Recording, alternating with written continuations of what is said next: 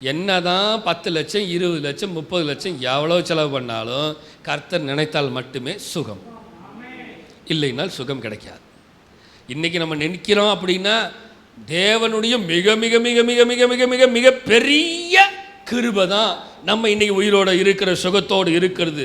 ஆமே, கர்த்தர் சொல்றாரு, கர்த்தரின் நாமம் பலத்த துருகம் யா,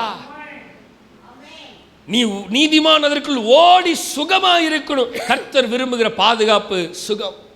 46:1 சங்கீதம் 46:1, தேவன் நமக்கு அடைக்கலம், தேவன் நமக்கு அடைக்கலமும் பலனும் ஆபத்து காலத்தில் அனுகூலமான துணையுமானவர். தேவன் நமது அடைக்கலமும் பலனுமானார், ஆபத்து காலத்தில் கூட இருக்கும் துணையுமானார். தேவன் நமது அடைக்கலமும் பலனுமானார், ஆபத்து காலத்தில் கூட இருக்கும். அதே பாடல பாடலாமா? தேவன் நமது அடைக்கலமும் பலனுமானா, ஆபத்து காலத்தில் கூட இருக்கும் துணையுமா. அனுகூலமான துணை.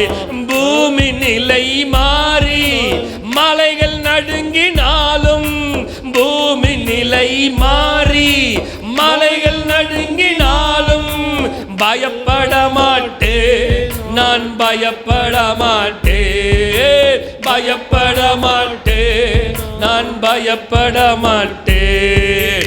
தேவன் நமது அடைக்கலமோ பலனுமானா. சொல்லுங்க, ஆபத்து காலத்தில் கூட இருக்கும் அவர் தாங்க துணை.